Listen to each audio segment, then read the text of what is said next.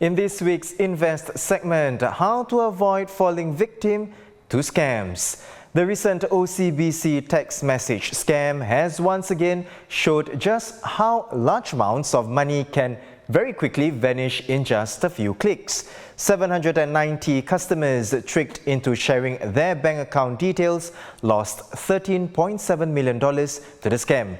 Since then, banks have tightened security for digital banking, such as removing clickable links in SMSs or emails.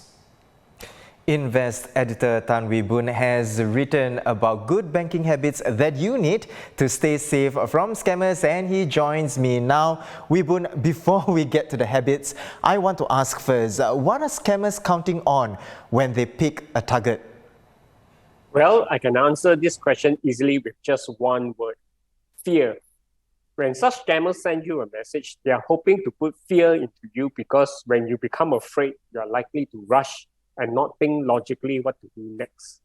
So you end up just following their instructions, which is of course to click on the link in the message or key in your banking details.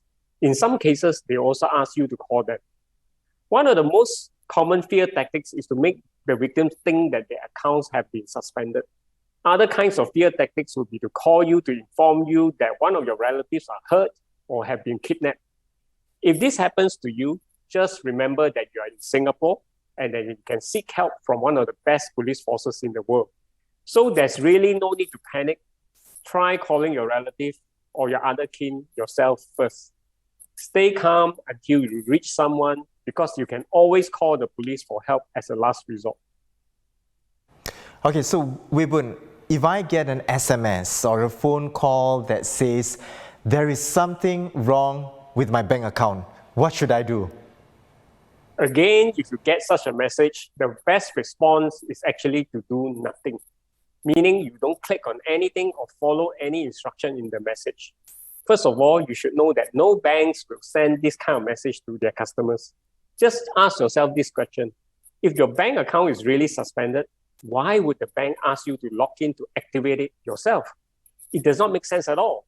If this is really true, that the account is affected, chances are the bank will ask you to go to one of their branches, or they will call you themselves.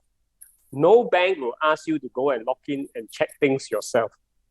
If you are really worried that something may still be wrong, the best course of action is actually to call the bank hotline and ask them to check on your account. Chances are when you call the bank staff, they will tell you that they did not send such messages to you, and that the message you get are likely from scammers. Just remember this: despite what you may have seen in the movies, it is not easy to hack bank account. If it is that easy, scammers will just hack the banks and they don't need to bother you at all.